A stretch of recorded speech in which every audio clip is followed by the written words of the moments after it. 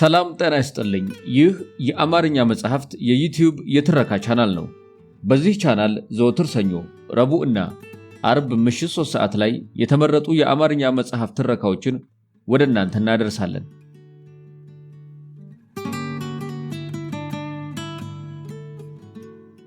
በዛሬው የትረካ ሰዓታችን አንድሪያስ እሸቴ የአዲስ አበባ ዩኒቨርሲቲ ፕሬዝዳንት ለመሆን የፈጸመውን ሲሂረ ፕሬዝዳንት ወይም መፈንቅለ ፕሬዝዳንት እንዲሁም በአቶ መለስ ለሚመራው የህወሓት መራሹ መንግስት እንዴት በተላላኪነትና በአጀንዳ አስፈጻሚነት ዩኒቨርሲቲውን የካድሬ መናኸሪያ፣ የዘር ፖለቲካ መፈንጫ እንዲሁም የድንቁርና ጌቶች ማዕከል እንዳደረገ የሚያትተውን አስደናቂና አስገራሚ ምስጢራዊ ጉዳዮችን በዩኒቨርሲቲው የረጅም ጊዜ ባልደረባ በሆነው በብርሃኑ ደቦጭ ከተጻፈው የድንቁርና ጌቶች ሞገሱን የገፈፉት ዩኒቨርሲቲ ከ1983 እስከ 2012 ዓ.ም ከተሰኘው መጽሐፍ ውስጥ ያገኘነውን እነሆ ለእናንተ።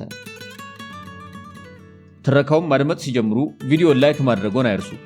ቻናላችንን ሰብስክራይብ ካላደረጉ ሰብስክራይብ በማድረግ የቻናላችን ቤተሰብ ይሁኑ። እስከ ትረካው ማብቂያ ድረስ አብራችሁን ቆዩ።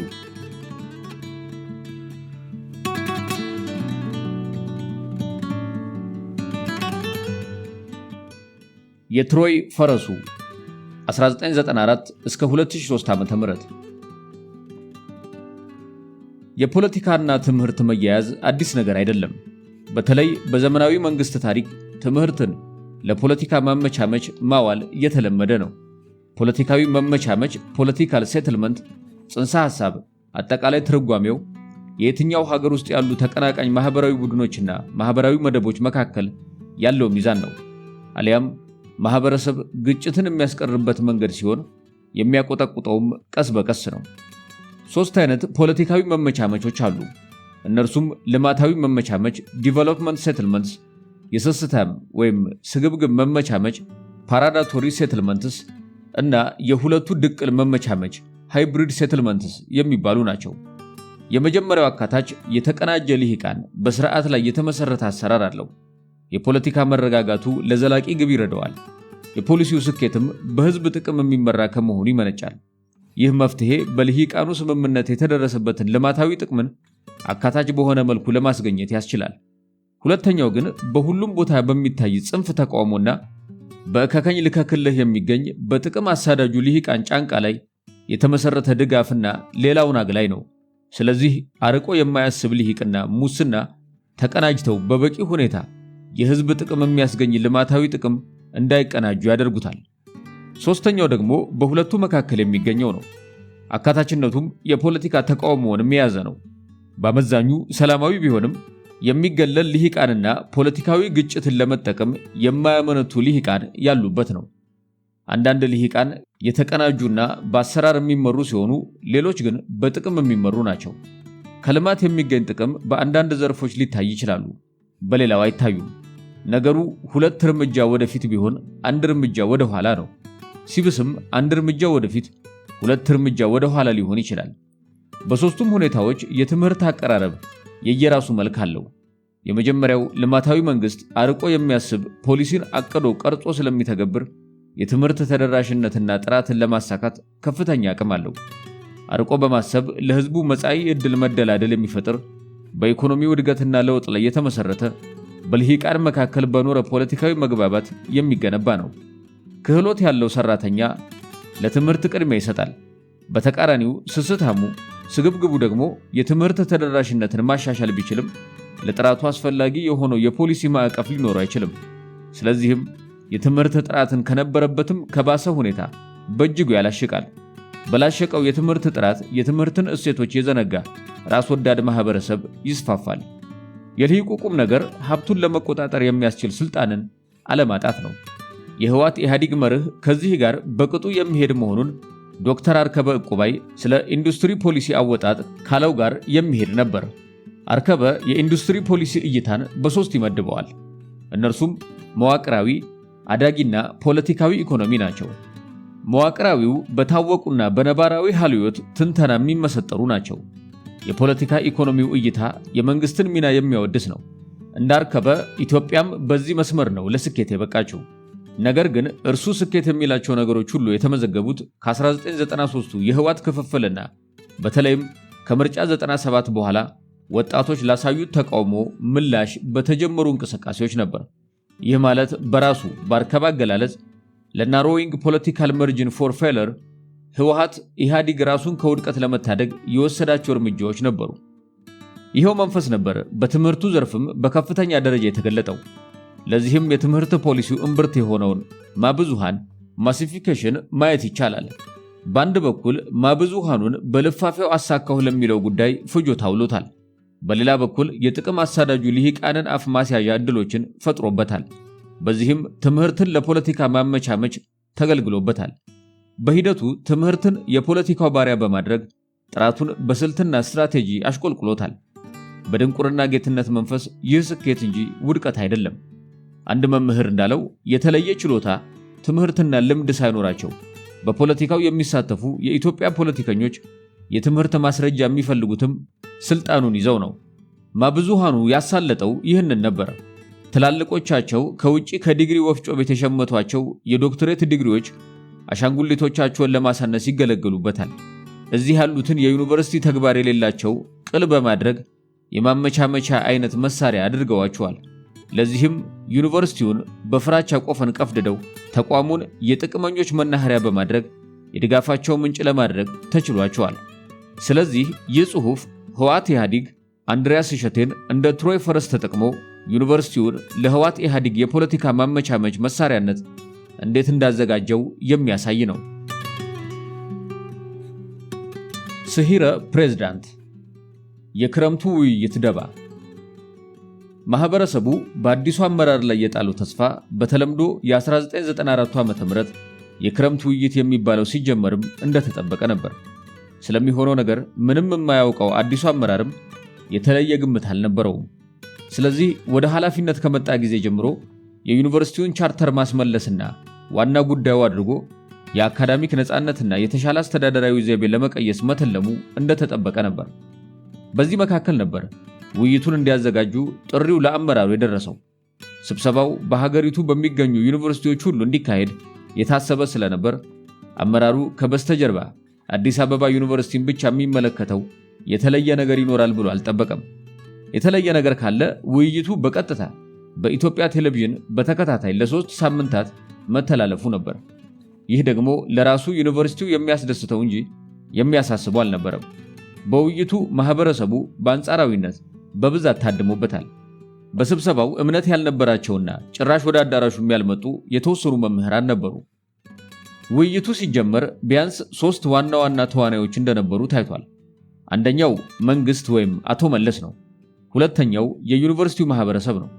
ሶስተኛው ውስጥ ለውስጥ የተመሳጠረ የሴራ ቡድን ነበር። በመጨረሻ ግን አቶ መለስ ዜናዊ በግሉና ድርጅቱ ህወሓት ኢህአዲግ በከፍተኛ ሁኔታ አትርፈዋል።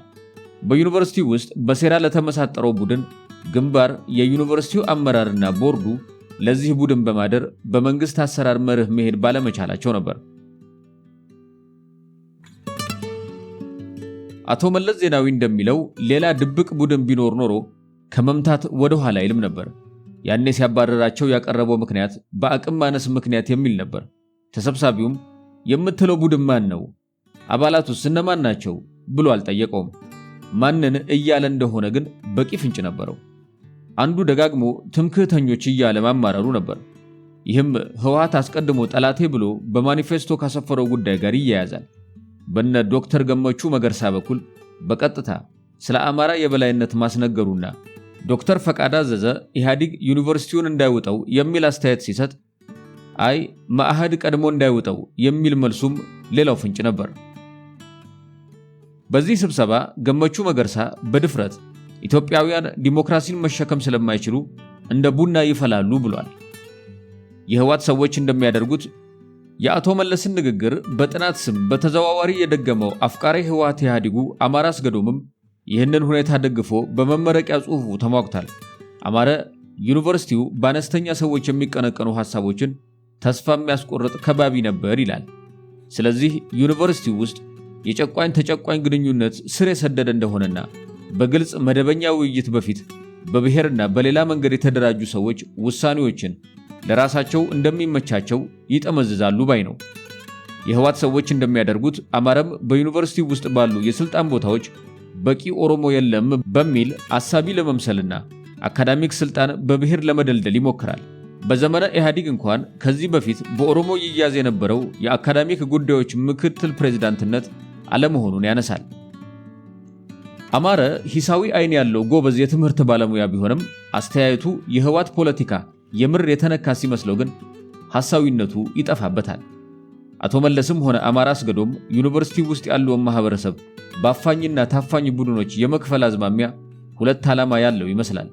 አንደኛው አካዳሚያዊ ነፃነትን በማሸማቀቅ የህዋት ኢህአዴግን አካሄድ የመተቸት አዝማሚያ መምታት ይመስላል። የመለስን አዝማሚያ በጥናት ለመደገፍ የሞከረው አማራ አስገዶምም የማሸማቀቁን አካሄድ በትንተና መልክ እንዲህ ይደግፈዋል።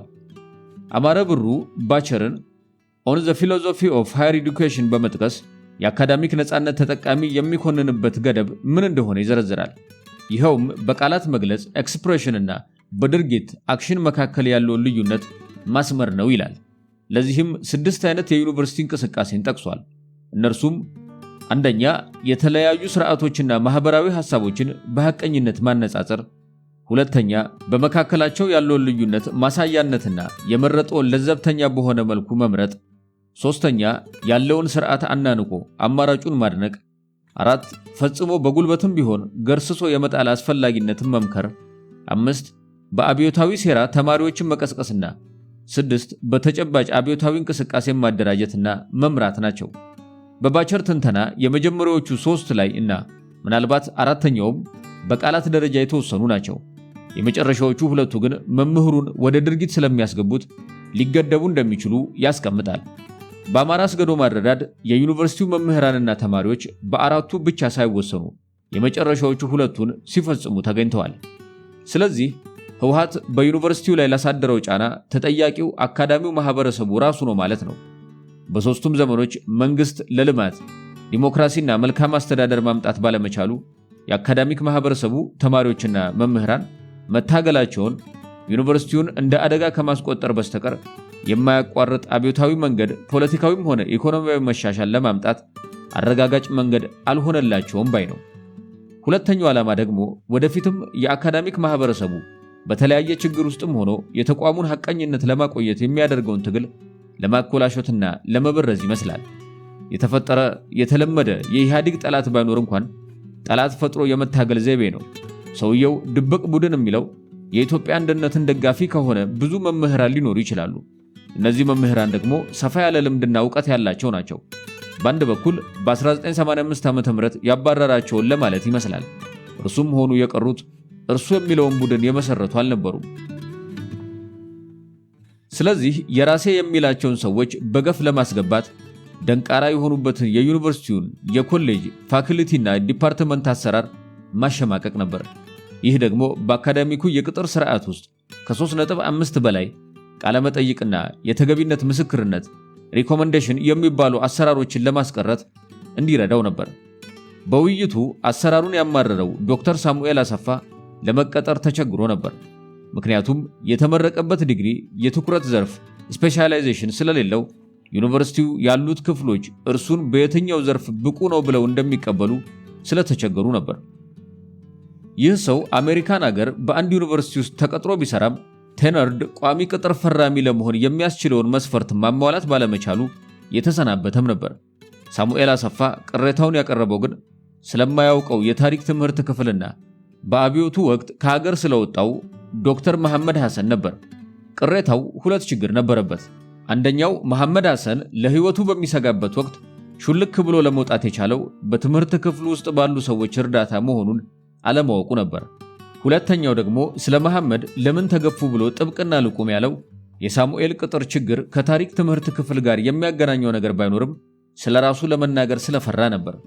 በእርሱ ምክንያት ለተነሳው የኢትዮጵያ ታሪክ ክርክርም ዶክተር ተካልኝ ወልደማርያምና አቶ አበባው አያሌው ስለ ታሪክ አጠናንና የጥናቱ ዓላማ ጉዳይ ለማንሳት ተገደዋል። ተካልኝ ወልደማርያም የብሔር ታሪክ ተነጥሎ የሚጠናበት ማዕቀፍ ወንዙ ውስጥ የገባውንና የተቀላቀለውን የገባር ውሃ ከየት እንደመጣ ለመለየት ከመሞከር ጋር አነጻጽሮ አስቸጋሪነቱን አመላክቷል። የታሪክና የታሪክ ትምህርት ክፍል ጉዳይ መነሳቱም ከሚባለው ቡድን ሥራ ጋር የተያያዘ ይመስላል። በዛም አለ በዚህ ውይይቱ እነ መለስ ዜናዊ በዩኒቨርሲቲው ላይ የነበራቸውን እይታ በአደባባይ አጋልጧል። በ1985 ዓ.ም በዩኒቨርሲቲው ላይ ከፈጸሙት አስደንጋጭ ክስተት ዓመታት አልፈዋል። ነገር ግን መድረኩ መለስ ዩኒቨርሲቲውን አለመዝጋቱ እንደሚገርመው አፉን ሞልቶ ሲናገር የተደመጠበት ነበር። በዚህም ዩኒቨርሲቲው ላይ ምን ያህል ቂም እንደነበራቸው ያረጋገጠ ነበር።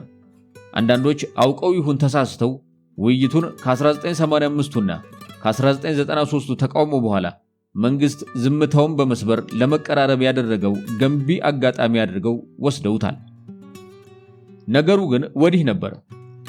ምክንያቱም እርምጃው ከመጸጸቱ ይልቅ ስትራቴጂውን መቀየሩን የሚጠቁም ነበር። የነመለስ ዜናዊን ዓላማ ፍንትው የሚያደርገው ግን የስብሰባው ድምዳሜና ከስብሰባው ጎን ለጎን ይደረግ የነበረው እንቅስቃሴ ነው። የውይይቱን ድምዳሜ አስፈላጊ ያደረገው በስብሰባው ማጠናቀቂያ መንግስት ያወጣው መግለጫ ነበር። አንደኛ፣ ላለፉት 10 ዓመታት ዩኒቨርሲቲው የመንግስት ተቃራኒና ኢዲሞክራቲክ ስለነበር መንግስትም ዩኒቨርሲቲውን ረስቶት እንደነበር። ሁለተኛ፣ የቻርተሩ ጥያቄ መንግስት የዘነጋው እንደነበር። ሶስተኛ፣ የዩኒቨርሲቲው አስተዳደር ቦርዱን ጨምሮ በመንግስት የአስተዳደር መርህ መሰረት ለመስራት እንዳልቻለ። አራተኛ፣ ዩኒቨርሲቲው በተግባር ህገወጥ በሆነ የአካዳሚክ ቡድን ስር እንደወደቀና ይህ ቡድን ሁልጊዜ በሀገሪቱ ውስጥ የሚካሄደውን የዲሞክራሲ ሂደት እየተቃወመ እንደሚኖር። አምስተኛ፣ አብዛኛው የዩኒቨርሲቲው የአካዳሚክ ማህበረሰብ ለራሱና ለሌሎች መብት በግዴለሽነት ዝምታን በመምረጡ ቡድኑ ዩኒቨርሲቲውን ወደ ቀውሶች ሲመራ ምንም አላደረጉም የሚል ነበር። በወቅቱ የዚህን ውሳኔ ሙሉ አንድምታ ብዙዎች የተረዱት አይመስልም። የተመራጩ ፕሬዝዳንትም ምንም አይነት የተለየ ጥርጣሬ አልነበረውም። ለዚህም ነው ስብሰባውን ተከትሎ ከፍተኛ አመራር ቡድን የድርጊት መርሃ ግብር አውጥቶ ቻርተር ለማጽደቅና መማር ማስተማሩም ሆነ ምርምሩን የሚረዳ በቂ ገንዘብ ለማስገኘት መታተሩን የቀጠለው። ከዩኒቨርሲቲው ውይይት ጎን ለጎን ሃየር ኤዱኬሽን ሲስተም ኦቨርሆል የተባለውን ባለ 271 ገጽ የከፍተኛ ትምህርት ፖሊሲ ማዘጋጀቱ የሴራው የመጨረሻ እርምጃ ነበር። ተግባር ላይ እንዲውል ይፋ የተደረገውም ከስብሰባው በኋላ በ3 ወር ጊዜ ውስጥ ነበር። በግልጽ በሰነዱ ዝግጅት ላይ ዩኒቨርሲቲው እንዳይሳተፍ ተደርጓል። ምንም እንኳን ከዓለም ባንክ ባለሙያ ትብብር ቢያገኙም ሕጉን ያዘጋጁት ከዩኤስአይዲ አምቦ እርሻ ኮሌጅ፣ ዩኒቲ ኮሌጅ እና ደቡብ ዩኒቨርሲቲ የተውጣጡ 4 ሰዎች ነበሩ። ይህም በዘፈቀደ የሆነ አይደለም። የዩኒቨርሲቲዎቹን አስተዳደር በአካዳሚያዊ መስፈርት በሚመረጡና በባልደረባ መንፈስ ለአካዳሚ ጉባኤ፣ ለሴኔትና ለከፍተኛ አመራርነት እንዳይበቃ የሚያደርግ የፖሊሲ ሰነድ ዩኒቨርሲቲው ሊደግፈው ስለማይችል ነበር። ዓላማው የዩኒቨርሲቲውን ትውፊት መስበርና እርሱንም ከሌሎች እንደ አንዱ ማድረግ ነበር። ሰነዱ ዩኒቨርሲቲዎችን የመንግስትን ዓላማና ተልዕኮ የሚጋሩና ከመንግስት ጋር በትብብር መንፈስ ብቻ የሚሰሩ ተቋማት በሚል ሽፋን የመንግስት ተላላኪዎች ለማድረግ ያለመ ነበር። ስለዚህም 5ቱም ዩኒቨርሲቲዎች በአንድ አይነት እንዲተገብሩት ከፍተኛ አመራር ቡድን በመፍጠር የቀድሞውን የፋክልቲው አመራርን እንዲያከተም አድርጓል። ከጥናቱ ድምጸት እንደምንረዳው የአማራ አስገዶም ሥራ ጥናታዊ መልክ ቢይዝም የህወሓት ኢህአዴግ አቋም ነበር ማለት ይቻላል። ወደፊት እንደምናየው መንግስት በተከታታይ ከ1995 እስከ 2002 ዓ.ም ድረስ ያወጣቸው የከፍተኛ ትምህርት ተቋሞች ህጎችና የማሻሻያ ሰነዶች ለዚህ ዓላማ ውለዋል። እነዚህ ሰነዶች ዝርዝር ዓላማቸው የከፍተኛ ትምህርት ተቋማት ከመንግስት ጋር ያላቸው ግንኙነት፣ የተቋማቱ አመሰራረትና አወቃቀር፣ አስተዳደርና የትኩረት አቅጣጫን የመሳሰሉ ጉዳዮችን መወሰን ነበር። የህወሓት ኢህአዴግ ቆረጣ። በቅጡ ዓመት እንኳን ያልሞላው አመራር ዕድሜ መቆረጡ አይቀሬነት ገሃድ የወጣው ከውይይቱ መልስ ወዲያ ነበር። ይኸውም ወንዶ ገነት ላይ የዩኒቨርሲቲዎች ኮንሰርቲየም ጉባኤ ተካሂዶ ትምህርት ሚኒስቴር የሂስና ግለ ሂስ ወይም የግምገማ ፕሮፖዛል አቀረበ። ነገሩ መንግስት እንደ ትንኮሳ የሰነዘረው ነበር። በክረምቱ ውይይት ስለ ግምገማ የተደረሰበት ስምምነት ግምገማውን የሚያካሂደው ራሱ የዩኒቨርሲቲው በሚፈልገው መልኩ እንዲሆን ነበር። በወንዶ ገነት ስብሰባ ግን ይሄ ተቀልብሶ መንግስት ግምገማውን የአካዳሚው ማህበረሰብ ለተማሪዎች ተጠያቂ ይሆንበታል ባለው በፊት ለፊት እንዲደረግ እንደሚፈልግ ገለጸ። ይህም ዩኒቨርሲቲው ከ1989 ዓ.ም ጀምሮ ይሰራበት የነበረውን የግምገማ አሰራር ለመለወጥ ነበር። ያ መገምገሚያ ገምጋሚዎች ማንነታቸው ሳይታወቅ መነሳት ባለባቸው ጉዳዮች ዙሪያ በጽሑፍ ማርክ በመስጠት የሚገመግሙበት ነበር። ይህም መገምገሚያ ቢሆን መምህሩ ተሰብስበው ያጸደቀው አይደለም። ነገር ግን ቢያንስ የኮሌጅ ዲኖች በተሳተፉበት የተመረጡ ሰዎች ያዘጋጁትና መነሻ ዩኒቨርሲቲው ራሱ ነበር። በእርግጥ ይህ የግምገማ ስርዓት ለግለሰቦች እድገት እንዲረዳ እንጂ ለአጠቃላይ የመማር ማስተማር ሂደቱን ለማሻሻል እንዲረዳ አገልግሎት ላይ አልዋለም። አሁንም ቢሆን በአንድ በኩል በአግባቡ ዩኒቨርሲቲው እንዲጠቀምበት ለማድረግ ሳይሆን እኔ ያዘዝኩት ካልሆነ ሞቼ እገኛለሁ በሚል እሳቤ ነበር። በሌላ በኩል ግን ድርጅቱ ጫካ ያለ የተጠቀመበትን አሰራር በመተግበር በተማሪዎችና በመምህራን ግንኙነትና በመማር ማስተማሩ ሂደት ውጥረትን ለማጦዝ ነው የሚለው ስጋትም ያስኬዳል።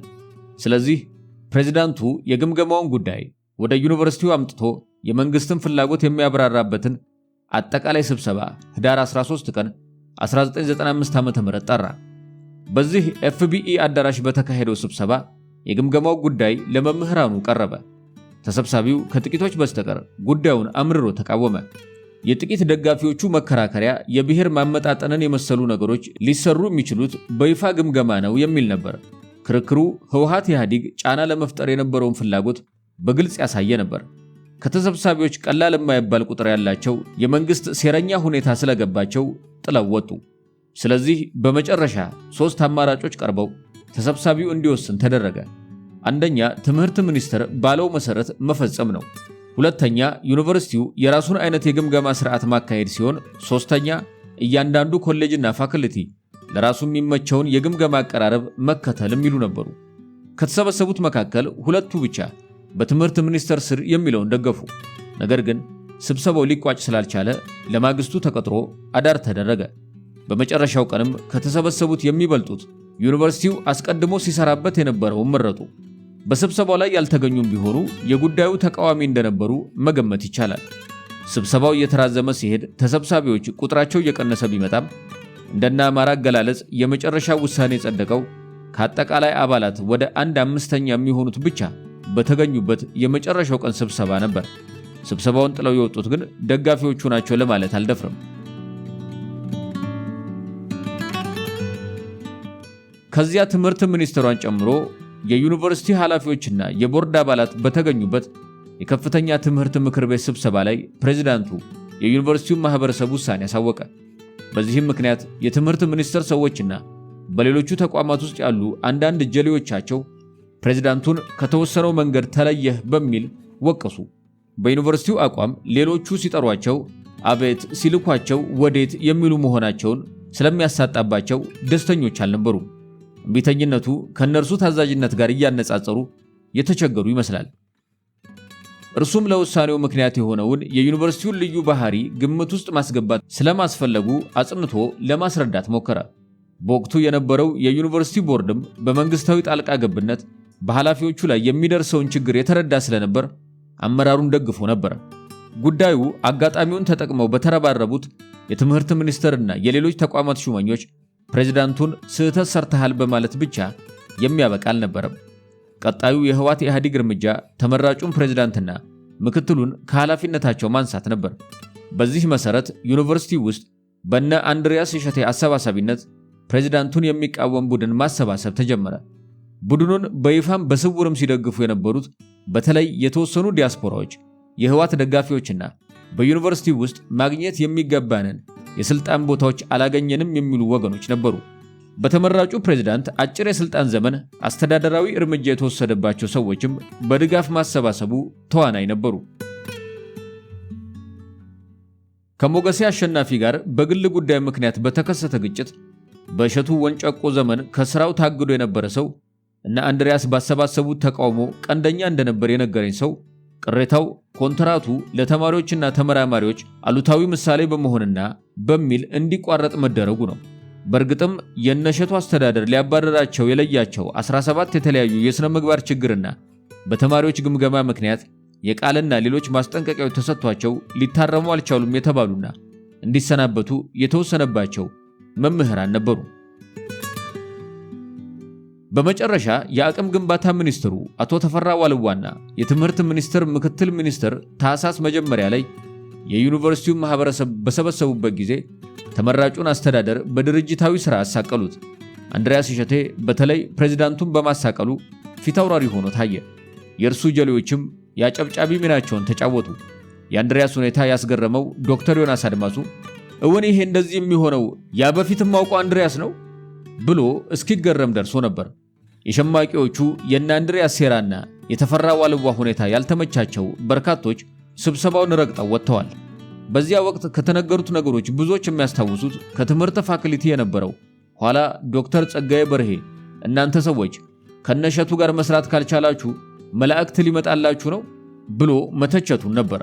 የአንድሪያስ እሸቴ ሚና ከክረምቱ ውይይት ጀምሮ መሆኑ በራሱ እነሸቱን ለመጣል የሰበብ ያለህ እየተባለ እንደነበር ማረጋገጫ ነው።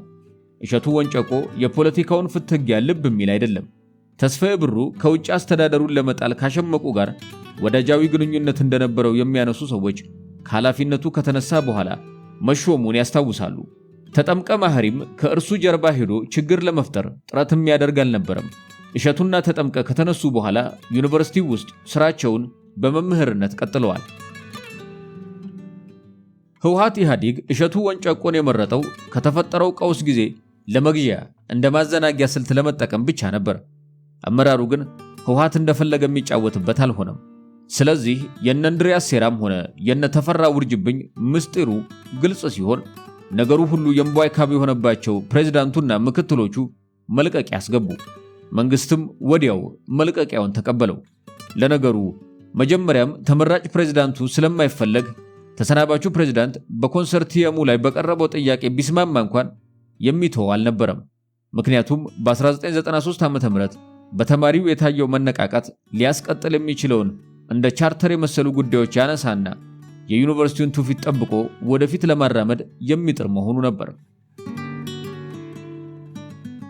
ከዩኒቨርሲቲው ማህበረሰብ ጋር ለማናበብ የሚደረገው ጥረት ለድንቁርና ጌቶች የህወሓት ኢህአዴግ ሴረኛ አምካኝና አፋኝ ፍላጎት ተቃራኒ ነበር።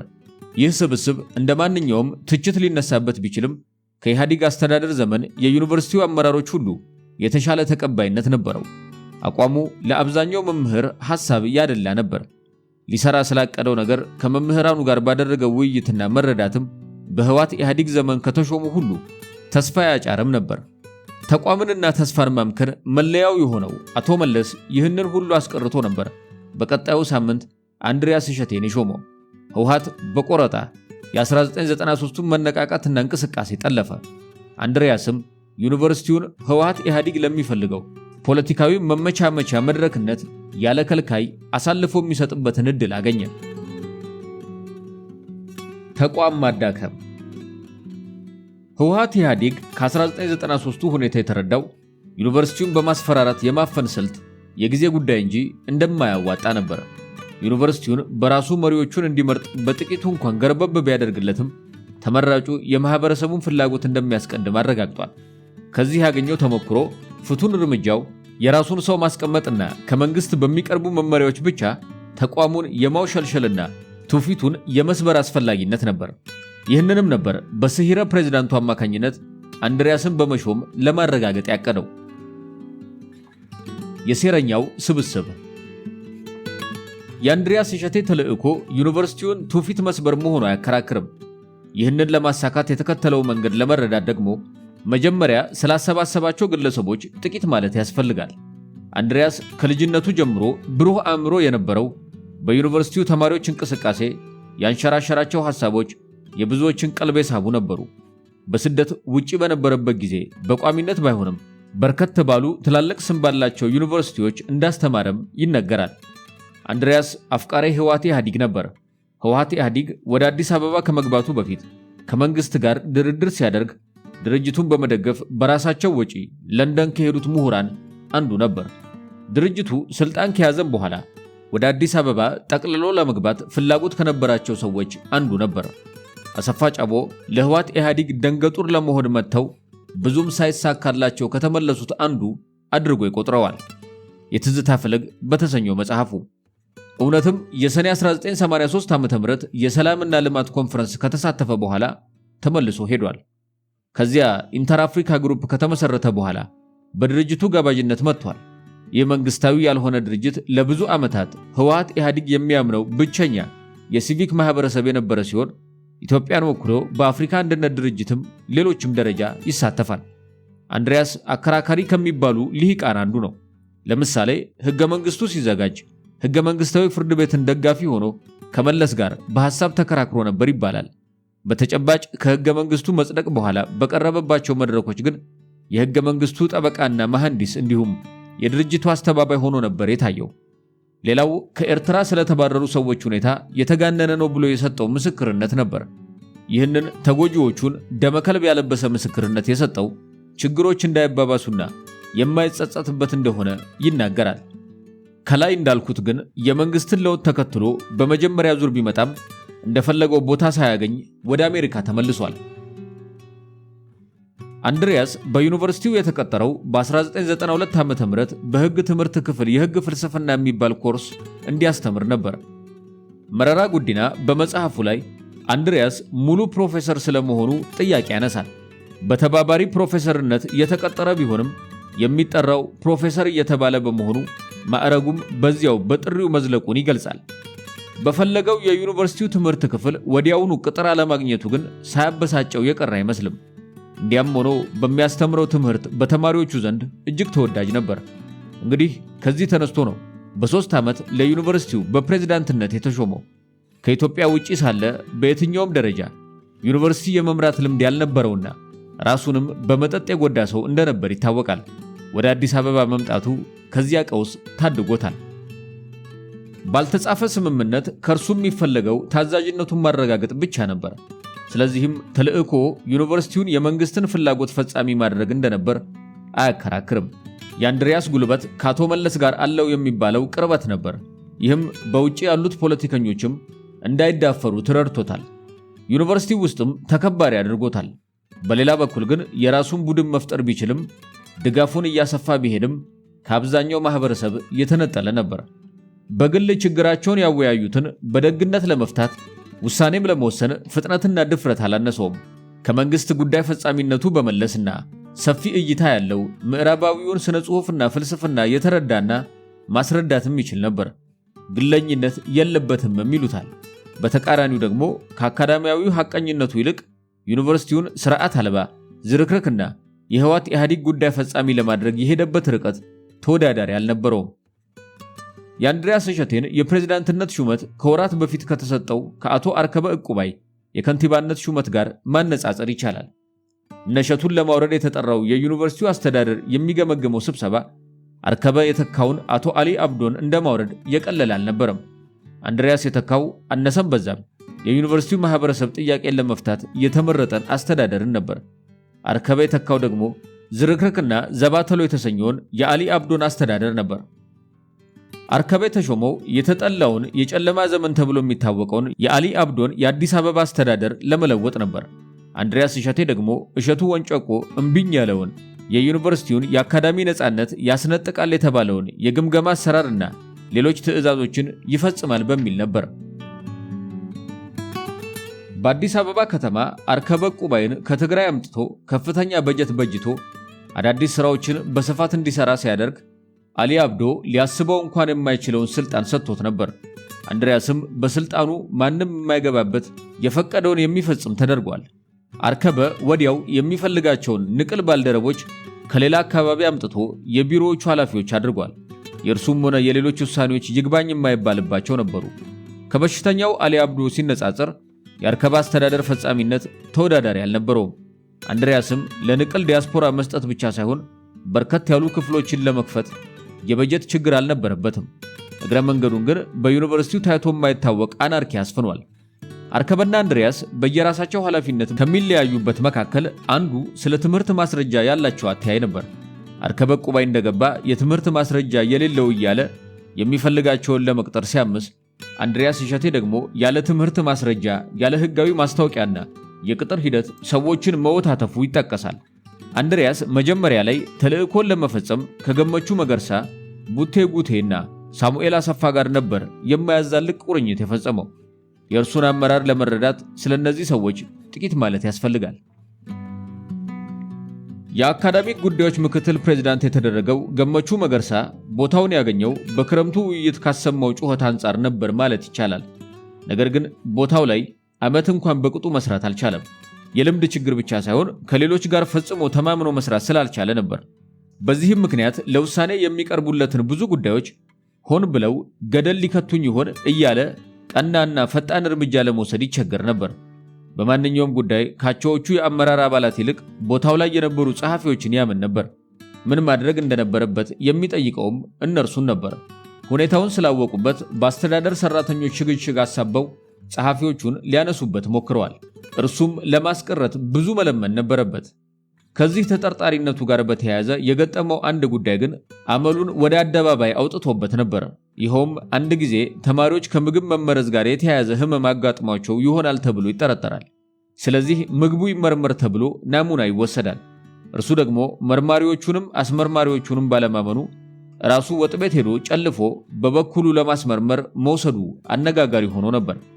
ገመቹ መገርሳ ትጉህና ወሳኝ የሆነበት ነገር በአክራሪ ብሔርተኝነት አዝማሚያው ነበር። ለዩኒቨርሲቲው የኦሮሞ ብሔር ተማሪዎችን ጉዳይ ብቻ የሚመለከት ዲን ቢሮ እንዲቋቋም እስከ ማሳሰብ ደርሷል። እንዲህ አይነት ተማሪዎችን ክፍል ውስጥ ሳይቀር የመለያየት አባዜ ነበረበት። ይሄኛው ጽንፈኝነቱ በዩኒቨርሲቲው ስም ከመጣ 10 የፒኤችዲ ትምህርት ዕድል 8ቱን ለይቶ ለአንድ ወገን ሰጠ እስከ መባል አድርሶታል። ለማንኛውም ቦታው ላይ ሳይቆይ በአጭር ጊዜ ተነስቷል። ከዩኒቨርሲቲው ተነስቶ የከፍተኛ ትምህርት ተቋም ጥራት ኃላፊነት ተሾመ። እስከዚያም ከገነት ዘውዴ ጋር እንዲሁ መስማማት ሳይችል እንደተወራከበና ተስማምቶ ለመስራት እንደተቸገረ ይከርማል። ገመቹ መገርሳ ራሱ ለኤልቲቪ በሰጠው ቃለ መጠይቅ እንደተናገረው ስለ ከፍተኛ ትምህርት ጥራት አንድ ጽሑፍ አዘጋጅ ተብሎ ሲሰጠው በእንግሊዘኛ ያዘጋጅና ያቀርባል። ወደ አማርኛ እንዲመልሰው ሲጠየቅ እምቢ በማለቱ ገነት ዘውዴ እስከ መለስ ዜናዊ ድረስ እስከ መክሰስ ደርሳ ነበር። ከዛም ለቆ በአጭር ጊዜ ውስጥ ጡረታ ወጣ። ወደፊት እንደምናየው ከምርጫ 97 ጋር ለተያያዘው የህወሓት ኢህአዴግ የቤት ሥራ ተመርጦ በቀውሱ ስለተወሰደው እርምጃ አጣሪ ኮሚሽን አባል ሆኖ የሸፍጥ ሥራ ከውኗል። ገመቹን የተካው ተባባሪ ምክትል ፕሬዝዳንቱ ዶክተር ቡቴ ጉቴ ነበር። የእርስ በእርስ ጥርጥሩ ግን አልተገታም። እስቲ የእርስ በእርስ ጥርጥሩን ጣራ ያስነካው የቡቴ ጉቴ ለከት አልባ የሥልጣን ፍላጎት ገጠመኝ እንጥቀስ። አንድሪያስ ይታመምና ሥራ እንዳይስተጓጎል ቡቴን ወክሎ ውጭ ሀገር ለሕክምና ይሄዳል። ሕክምና ላይ ሳለም ህመሙ ይጠናበታል። እንደውም እንደማይድን ይወራል። አጋጣሚው ለተወሰነ ወገን ተስፋ ሲሰጥ፣ በተወሰነው ወገን ላይ ደግሞ ሽብር ያስነሳል። ቡቴ ጉቴ ምን እንዳደፋፈረው አይታወቅም። ራሱን እንደ ዩኒቨርሲቲው ፕሬዝዳንት አድርጎ በመቁጠር የፕሬዝዳንቱን ፎቶ አስወርዶ ቢሮውን ጭምር ይቆጣጠራል። ጊዜ ሳይፈጅም በዩኒቨርሲቲው ውስጥ ላሉ የሥልጣን ቦታዎችም አዲስ የሰራተኛ ምልምል አካሄደ። በየኮሌጆቹ የነበሩትን ዲኖች በአዲስ ለመተካት አዲስ ምርጫም እንዲደረግ አዘዘ። ይህኔ ነበር በተለይ ዶክተር አብይ ጣሴ የሚባል ዲያስፖራ በሚመራው ክፍል ይሰሩ የነበሩና በቡቴ እርምጃ ስጋት የገባቸው ልጆች ሁኔታውን ለመቀልበስ በከፍተኛ ሁኔታ የተራወጡት። ሁኔታው ከተሰማ ጀምሮ የአብይ ጣሴ ልጆች ከዛሬ ነገ እንባረራለን በሚል ድንጋጤ ውስጥ ነበሩ። ስለዚህ መረጃውን ለታማሚው ፕሬዝዳንት አደረሱ። ፕሬዝዳንቱም እዚያው በሚታከምበት ሀገር ውክልናውን የሚያስነሳ የፈረመበትን አንድ ብጣቂ ወረቀት ላከ። በዚህም ልጆቹ ሰውየውን አሯርጠው ከውክልናው አስነስተው ተገላገሉ። ቡቴ ጉቴ እንዲህ አይነት መፈንቅለ ፕሬዝዳንት የሚመቸው አይነት ሰው ይመስላል። ከተወሰኑ ዓመታት በኋላ በአንድ የቀድሞ የዩኒቨርሲቲ ፕሬዝዳንት እሸቱ ወንጨቆ በፕሬዝዳንትነት ይመራው የነበረ የግል ዩኒቨርሲቲ ኮሌጅ ውስጥ ፕሬዝዳንቱ እያለ ፕሮቮስት የሚል ፖዚሽን አስፈጥሮ ከገባ በኋላ እሸቱን ድንገት ደብዳቤ እንዲደርሱ አድርጎ ከመኪናው ማቆሚያ ላይ የመኪናውን ቁልፍ ተቀብሎ አባሮታል። ለመሆኑ አብይ ጣሴስ ማን ነው? በብዙዎች አገላለጽ አብይ ጣሴ የአንድሪያስ እሸቴ ጉዳይ ፈጻሚ ባለሙሉ ስልጣን ዲያስፖራ ነበር። ወደ ዩኒቨርሲቲው የመጣው ግን በአጋጣሚ ነበር። በአብዮቱ የመገዳደል ዘመን ሊሴ ገብረ ማርያም ያስተምሩ በነበሩት አባቱ አማካኝነት ገና የ12 ዓመት ልጅ በነበረበት ጊዜ ከሀገር ወጥቶ በፈረንሳይ እየተማረ ነበር። ወደ ሀገር የመጣውም እንዲሁ ዘመዶቹን ለመጠየቅ ነበር። በዚህ አጋጣሚ ዩኒቨርሲቲውን ለመጎብኘት መጥቶ በሌላ ምክንያት የሚያውቀውን ሳሙኤል አሰፋን በማግኘቱ ከፕሬዝዳንቱ ጋር ተዋውቋል። በዚህ መልኩ በተጀመረ ግንኙነት ነበር አንድሪያስ ፈረንሳይ ሀገር ሲሄድ አብይ ወደ ሀገር ቤት እንዲመጣ ያሳመነው። ከዚያም አብይ ከፈረንሳይ ፕሮጀክት ይዞ ወደ ዩኒቨርሲቲው መጣ። ፕሮጀክቱን ለሁለተኛ ጊዜ በማራዘምም ሰርቷል። በአጭር ጊዜ ውስጥም በ3 የተለያዩ ኃላፊነቶች ተዟዙሯል። የራሱንም ቡድን መፍጠር ችሏል። ለመጀመሪያው ቢሮ በዲፕሎማ ደረጃ የመለመላቸው ልጆቹንም ከአንዱ ወደ አንዱ ኃላፊነት ሲቀይር ይዟቸው ከቢሮ ሄዷል። በመጨረሻም የተወሰኑትን በከፈተው ትምህርት ክፍል ውስጥ አስመርቆ ወደ ዩኒቨርሲቲ መምህርነት እንዲቀየሩ አድርጓል። ተቋማዊ መውሸልሸል። በከፍተኛ ትምህርት አዋጁ የዩኒቨርሲቲዎች ፕሬዝዳንትነትና ምክትል ፕሬዝዳንትነት ቦታ የመንግስት ሹመት ነው። ስለሆነም ሰዎቹ ተጠሪነታቸው ለመንግስት እንጂ ለዩኒቨርሲቲው አባላት አይደለም። ደምሱ ገመዳ ዘ ኬዝ ኦፍ አዲስ አበባ ዩኒቨርሲቲ ኢንታየ አሰፋ አካዳሚክ ፍሪደም ኢን ኢትዮጵያ ፎረም ፎር ሶሻል ሳይንስ 2009 ጠቅሰው እንደሚሉት የአካዳሚ ነጻነት የሚያካትታቸው ነገሮች ከውስጥም ከውጭም ጣልቃ ገብነት ነፃ መሆን ናቸው። ዩኒቨርሲቲው ከውጭ የሚመጣበት ጣልቃ ገብነት ነፃነት ከሌሎች ነገሮች በተጨማሪ ካሪኩለም ለመቅረጽ፣ መምህራንን መቅጠርና ማባረር፣ ተማሪዎችን መቀበልም ሆነ መሰረዝ፣ የአካዳሚኩ ማህበረሰብ የበላይ አካልን በነፃ ለመምረጥ መሳተፍ፣ ተቋሙን ከየትኛውም በኩል ከሚመጣ ተጽዕኖ መጠበቅን ያካትታል። ይህም መሳሪያ የታጠቀ ኃይል ወደ ቅጥር ክልሉ እንዳይገባ ጭምር ማለት ነው። በትምህርት ዙሪያ የሚሰሩ ጥናቶች ከአዋጁና ከፖሊሲው መንፈስ የሚያዳንቁት መስፋፋቱን ነበር። ፍትሃዊ፣ ሰላማዊ፣ ዲሞክራሲያዊና አርቆ አሳቢ ማህበረሰብ ለመመስረት እንደሆነም ያስረዳሉ። እነዚህን የመሰሉ አጥኚዎች የ1995ቱን አዋጅ ለከፍተኛ ትምህርት ተቋማቱ የአስተዳደርና ፋይናንስ ነፃነት የሰጠ ነው በማለት ያሞካሹታል። ለእነርሱ በትምህርት ሚኒስቴር ስር ከነበረው የአንድ ዲፓርትመንት ቁጥጥር እያንዳንዱ ተቋም የየራሳቸው ቦርድ እንዲኖራቸው ወደሚያደርግ አሰራር መቀየሩ ትልቅ ነገር ነበር። ነገሩ የሆነው ግን በዘመኑ አስገዳጅ ሁኔታ ነበር። ዩኒቨርሲቲዎች በተስፋፉ ቁጥር መንግስታት የየዕለት ስራዎቻቸውን መቆጣጠር ስለማይችሉ አስተዳደራቸውን ለቦርድ በመስጠት የውስጥ ማኔጅመንታቸውን ደግሞ ለቀቅ የማድረግ አዝማሚያ ማሳየታቸው አይቀርም። ትክክለኛ የአስተዳደር ማሻሻያ ቢታሰብ ኖሮ የዘመናት ጥያቄ ከነበረው ቻርተር በመለስም ብዙ ሞዴሎችና ተሞክሮች እዚሁ አፍሪካ ውስጥ ነበሩ። አንዱም ደግሞ ደቡብ አፍሪካ ነበር። በተመሳሳይ ጊዜ የመንግስት ለውጥ የተደረገባት የደቡብ አፍሪካ ልምድ ከፍተኛ ትምህርት ተቋማት አስተዳደር ላይ ያደረገችው አስተዳደሩን በአዎንታዊ መልኩ የቀየረ ማሻሻያ ለንጽጽር ሊቀርብ የሚችል ልምድ ነበር። በዓለም ላይ ብዙ ሀገራት የሚከተሉት ሞዴል ከመንግስት ቁጥጥር ወደ መንግስት ክትትል from state control to state supervision ተቀይሯል። ስለዚህ የኢትዮጵያም ከዚህ የተለየ ሊሆን አይችልም ነበር። አዋጁ ግን አዲስ አበባ ዩኒቨርሲቲን ገና ወደፊት ከሚቋቋሙት ዩኒቨርሲቲዎች ጋር ሳይቀር በጅምላ እንዲታይ አቻ ያደረገ ነበር። ለሌሎቹም ቢሆን አዋጁ በቦርዳቸው አቋቋም፣ በአባላቱ አመራረጥ፣ በተቋሙና የሰራተኛው ተጨባጭ ነፃነት ዙሪያ ገዳቢ ነው። ጥናቶቹ ግን እነዚህ ጉዳዮች በበቂ ሁኔታ አያነሱም። ካነሱም እየተሽኮረመሙ ከመጥቀስ ያለፈ አይደለም። ከህወሓት ኢህአዴግ ተፈጥሮ ፍልስፍናና ስልት አንጻር ነገሩ ሆን ተብሎ የሚሰራ ነበር። ስለዚህ ብዙዎቹ አጥኚዎች መሰረታዊውን ጉዳይ እንዳላዩ ሆነው የሚያልፉት ሆድ ሲያውቅ ዶሮ ማታ ሆኖባቸው ነው። ወደ ዩኒቨርሲቲው ስንመጣ አንድሪያስ በውጭ ዩኒቨርሲቲዎች የተማረና ያስተማረ እነ መራራ የሚያነሱት ክርክር እንዳለ ሆኖ ነበር። ከመነሻው ግን ወደ ስልጣን የመጣው በሴራና እንደ መንግስት አፈቀላጤ ሆኖ ነበር። ዩኒቨርሲቲውን ጨቋኝ አድርጎ የሚያቀርብ ትርክቱም ከትውፊቱ አቃርኖታል። በአጠቃላይ ንቅል ስሜት የነበረው ነው። ስለዚህም የዩኒቨርሲቲው ልዩ መገለጫንና ትልቁ ጥያቄ የነበረው የቻርተሩን ጉዳይ ያነሳ የውሾን ነገር ያነሳ ውሾ ይሁን ብሎ ትቶታል። ከ1983ቱ ለውጥ ጀምሮ ምንም እንኳን መደናገር ቢኖርም የዩኒቨርሲቲው ቻርተር ተአማኒነት የነበራቸው ፕሬዝዳንቶችን ሁሉ ዋነኛ ጥያቄ ነበር። በ1983 ዓ.ም ክረምት የተመረጠው ያለማየሁ ተፈራ አመራር አዲስ ቻርተር አዘጋጅቶ ለትምህርት ሚኒስቴር አቅርቧል። የ1985ቱ ግጭት ፕሬዝዳንቱን በተዘዋዋሪ ለማሳሰር ምክንያት ሲሆን እንኳን የቻርተሩን ጉዳይ ለማንሳት የመምህራኑን ቁጥር እንኳን በድንቁርና ጌቶቹ መልካም ፈቃድ ላይ ብቻ ተንጠልጥሎ ቀርቷል። የ1993ቱ ግርግር ተከትሎ ለሁለት ጊዜ በቀጥታ ተመርጦ የተሰየመው የእሸቱ ወንጨቆ አስተዳደርም የቻርተሩን ጉዳይ እንደ ግቡ ነድፏል። ጥያቄውንም ከ1994ቱ የክረምት ውይይት በኋላ አጠናቅሮ ለመንግስት አቅርቧል። ስለዚህ ህወሓት ኢህአዴግ በመምህራን ግምገማ ሰበብ ተመራጩን ፕሬዝዳንት በ1995 አንስቶ አንድሪያስን በመሾም የቻርተሩን ጥያቄ ደግሞ እንዳያንሰራራ ለመቅበር ችሏል። አንድሪያስን በዚህ የአካዳሚ ነፃነት ጉዳይ ጨርሶ በማይጠፋው የከፍተኛ ትምህርት አዋጅ ለማስተዳደር ፈቃደኛ መሆኑ የቻርተሩን ጥያቄ ግብዓተ መሬት ለማከናወን እንደተላከ የትሮይ ፈረስ ብቻ ሳይሆን የሉሲፈር መልእክተኛ ቢያስቆጥረው አይበዛበትም። አዋጁ በአንቀጽ 35 ህዝባር 2003 የአካዳሚ ነፃነት ጉዳዩን አስመልክቶ ማንኛውም የተቋሙ ነፃነት በሌላ ህግ ሊወሰን እንደሚችል ያስቀምጣል። የዚህ አዋጅ ወሬው ወይም ልፈፋ ነቢቡ ሁሉ ኢኩዊቲ ሲሆን አንድሪያስ እሸቴም የዚሁ ጉዳይ አቀንቃኝና አስፈጻሚ ነበር።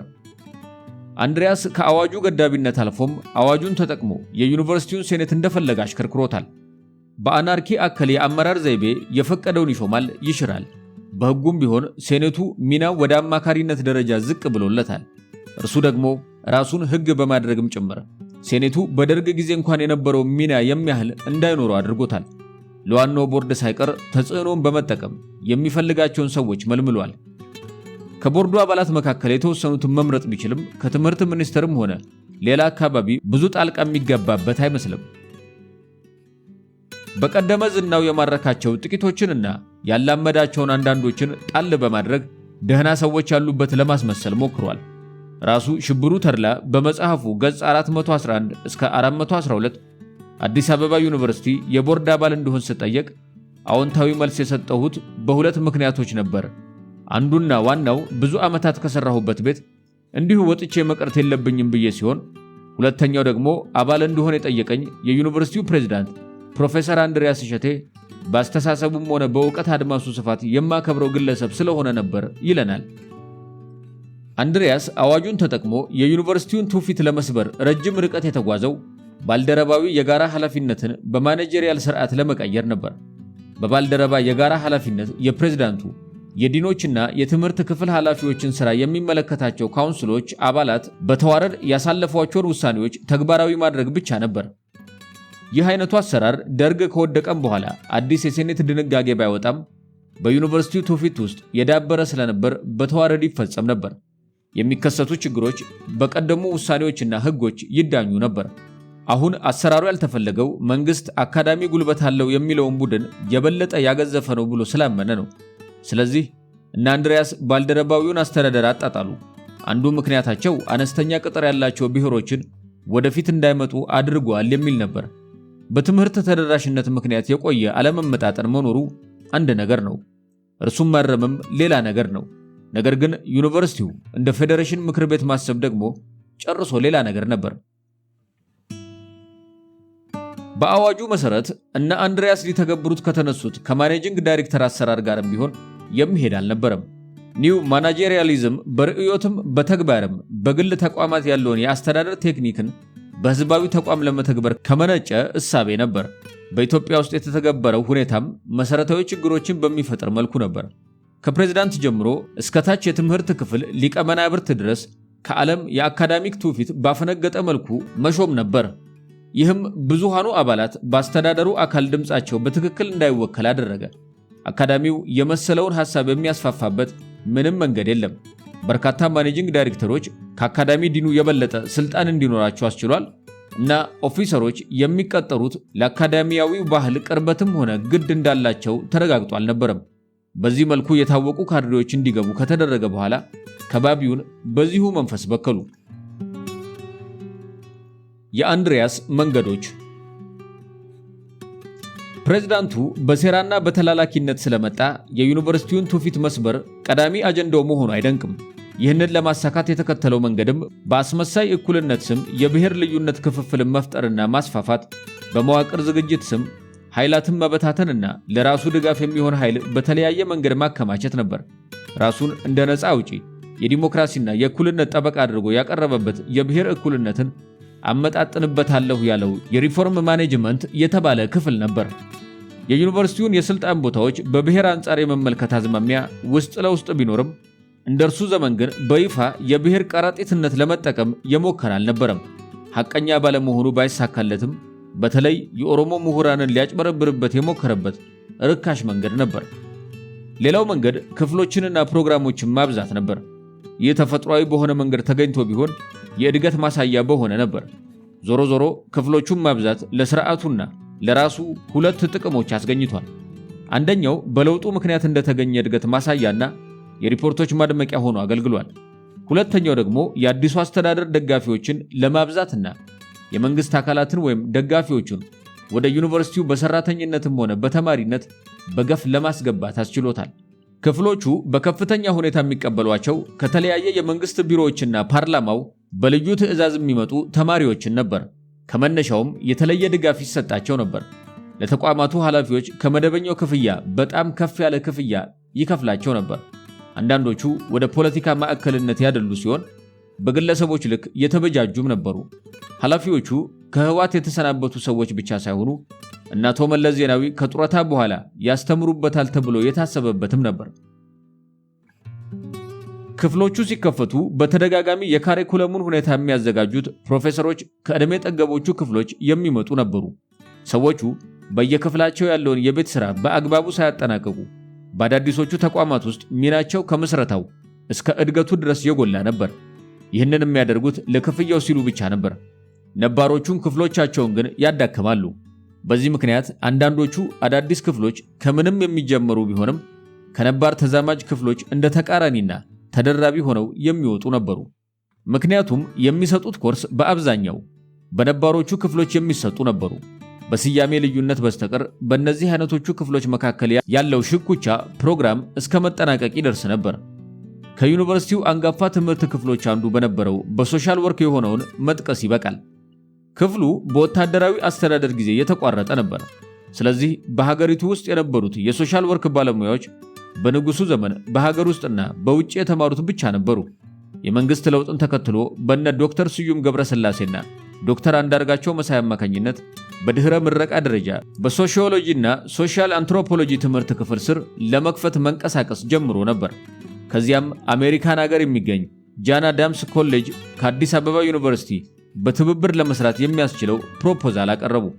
በዚህም መሰረት በአሜሪካን ሀገር 250 የዩኒቨርሲቲዎች ትብብር ፈንድ ያደረገው ዓለም አቀፍ ድርጅት እንደ አውሮፓውያን አቆጣጠር በ1992 ለተመሰረተው ስዊፕ በተባለ ፕሮጀክት ስዊፕ ሶሻል ወርክ ኤዱኬሽን ኢን ኢትዮጵያን ፓርትነርሺፕ ስም ለትብብር ስራው ለኮሌጁ $99,000 የሲድ ፈንድ አገኘ። በዚህም የመጀመሪያውን በሶሻል ወርክ የማስትሬት ዲግሪ መርሃ ግብር ለመክፈት የሚያስፈልጉትን የፍላጎቶች ፍተሻ፣ የካሪኩለም ዝግጅትና የመምህራን ልውውጥ አደረገ። የካሪኩለሙ ዝግጅት የኢትዮጵያን ወቅታዊ ሁኔታ ታሳቢ እንዲያደርግ በመታቀዱ ለድህነት ቅነሳ የሚኖረውን አስተዋጽኦ በቂ ዋጋ ተሰጥቶት ነበር። ይህ ጥረት በሂደት እያለ ግን በአንድሪያስ አመራር ፕሮጀክቱ ተነጥቆ ራሱን የቻለ የሶሻል ወርክ ድህረ ምረቃ ትምህርት ቤት እንዲሆንና በዲያስፖራ ወዳጁ እንዲመራ ተደረገ። በዚህ ምክንያት በሶሺዮሎጂና በሶሻል ወርክ ትምህርት ክፍሎች ከፍተኛ መጎሻመጥ ተንሰራፍቶ የአካዳሚ ማህበረሰቡን ከባቢ የበከለ አጋጣሚ ሆነ። ከምንም ተነስተው የተከፈቱት ክፍሎችና ፕሮግራሞች የራሳቸው መምህር የላቸውም። ስለዚህም መጀመሪያ ላይ ሙሉ ለሙሉ በሚባል መልኩ በደርሶ መልስና ጥቅል ማስተማር መንገድ በሚያስተምሩ የውጭ ዜጎች የተሞሉ ነበሩ። በኋላ ከነባር ክፍሎችና ከውጭ በትርፍ ጊዜ የሚያስተምሩ ተቀጣሪዎች ለመስጠት ተሞክሯል። በአጭር ጊዜ ውስጥ ለክፍሎቹ የተገኙት የውጭ እርዳታዎች ሲቋረጡ ደግሞ ነገሮቹ ተዝረክርከዋል። ችግራቸውም አባብሶታል። አንዳንዶቹ ላላደጉት ሀገራት የሚታዘዙና ወቅታዊነት የሚያመዝንባቸው ትምህርቶች ስለነበሩ በተወሰኑ ጊዜያት ውስጥ የሚፈለግባቸውን ሙያተኛ ቁጥር ያሟሉና እጣፈንታቸው መታጠፍ ብቻ ይመስላል። በአጠቃላይ የክፍሎቹ አቋቋምን አንዳንድ ተቾች በጨረቃ ቤት ጋር አመሳስለውታል። የተወሰኑት ከአመሰራረታቸው ባህሪ የተነሳ ተቀጣሪዎቻቸውና ምሩቃኖቻቸው የትምህርቱ አረጋጋጭነት ባህሪ የሚታይባቸው ነበሩ። የሥርዓቱ አስከፊነት የአደባባይ ምስጢር ቢሆንም ሀገሪቱ ሰብአዊ መብት የተከበረባትና የምትተገብረው ፌዴራሊዝም ተምሳሌታዊ እንደሆነ መስካሪዎች ነበሩ። ኮንትራታቸውን ለማስቀጠል የሚፈልጉ ህንዶች፣ ግብፃውያንና ሱዳናውያን መምህራኖቻቸውም የታህታይ መዋቅሩን ስኬታማነት ደስኳሪና መስካሪ ሆነዋል። በዚህ ምክንያት እንደ አካዳሚ ተቋም ብቻ ሳይሆን እንደ ፓርቲ ተቀጽላ ይታዩ ነበር። አንዳንዶቹ ደግሞ የውጭ እርዳታ ለማስመጣት የሚያስችሉ ተቋማት ስለነበሩ በከፊል ነፃነት ፋይናንሳቸውን የማንቀሳቀስ ልዩ መብት ተሰጥቷቸዋል። ፕሬዝዳንቱ እንዲህ አይነቶቹን ተቋማት ሲያሳድግ፣ በሌላ በኩል መሰል ነፃነት ለሚፈልጉ ተቋማት የሚገባውን ለማድረግ ተንሸራቷል። ከነዚህ ተቋማት አንዱ የዩኒቨርሲቲው ፕሬስ ነው። በአንጻራዊነት ከዳይሬክተሩ ጋር በመልካም ግንኙነት ሰርቷል። ነገር ግን እንደርሱ አይነት ተቋም ሊኖር የሚገባውንና በሴኔት የጸደቁለትን በፋይናንስም በአስተዳደርም ብቁ ለማድረግ በሰፊው ተጠንቶ የተዘጋጀ ሰነድ ወደ ቦርድ ሳይቀርብ ዓመታት ከቆየ በኋላ በአየር ላይ እንዲቀር አድርጓል። ያልቀረበበት ምክንያትም ፕሬዝዳንቱ በሸልፉ ላይ አስቀምጦት ስለረሳው ነው የሚል ነበር። የከፍተኛ ትምህርት ተቋማትና የፒኤችዲ ዲግሪ መስፋፋት ግልብነት የሚያሳየው መስፋፋቱ ሊያመጣው የሚገባውን ተጨባጭ እድገት አለማሳካቱ ነበር። ዩኒቨርሲቲው በከፍተኛ ትምህርት ተቋማት መስፋፋት ጋር ተያይዞ ጫና ቢመጣበትም ለዩኒቨርሲቲዎች የሚያስፈልጉ መማሪያ መጻሕፍትን የማዘጋጀት ከፍተኛ ዕድል ይኖረዋል ተብሎ ታስቦ ነበር። ነገር ግን የትምህርት ፖሊሲውና ተገባበሩ ንባቡን የሚያበረታታ ባለመሆኑ ተማሪዎቹም መምህራኑም ዩኒቨርሲቲውም ፕሬሱም ከአጋጣሚው ተጠቃሚ አልነበሩም። ብዙ የንባብ ሥራ መስጠት እንደውም ያስከስሳል። ተማሪ ለመጣል እንደተደባ ሴራ ያስቆጥራል። ጤነኛ እድገት ቢሆን ኖሮ አንድ የአዲስ አበባ ዩኒቨርሲቲ ፕሬስ ብቻ ሳይሆን እንደርሱ የመሰሉ ሌሎች በርካቶች ይኖሩ ነበር።